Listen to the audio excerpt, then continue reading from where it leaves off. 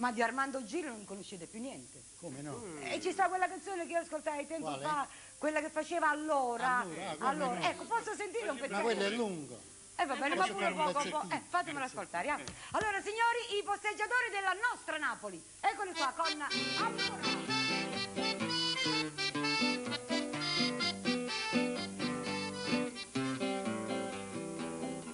Nel tramo di Posillipo, al tempo dell'estate, un fatto graziosissimo mi è accaduto tempo fa. Un tram era pienissimo a mieziare in via fora, quando alla mia partenopea saglietta una signora. E allora dissi subito, signora segga qua, rispose lei, stia comodo, vedrà che ci sa. Si stringono, per me c'è posto ancora, e qua senzina mi tranquilla, s'accomoda la signora. E allora senza scrupoli, ma cominciai a lanciare. Lei con fare ingenuo, disse, ciò non sta.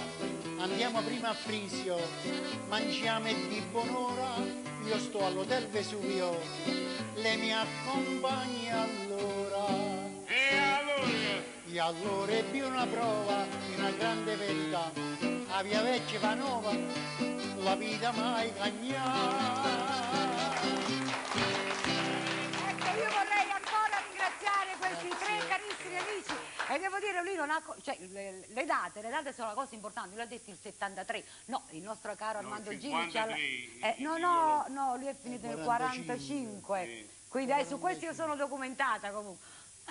Sembra l'abbiamo conosciuto. Io l'ho sentito al Politeama quando c'era. Era straordinario, vero? 18 anni al Politeama. Signori, che cosa dire? Tanti ringraziamenti e lunga vita a questa ultima espressione napoletana. Grazie a tutti, arrivederci alla prossima occasione. Grazie.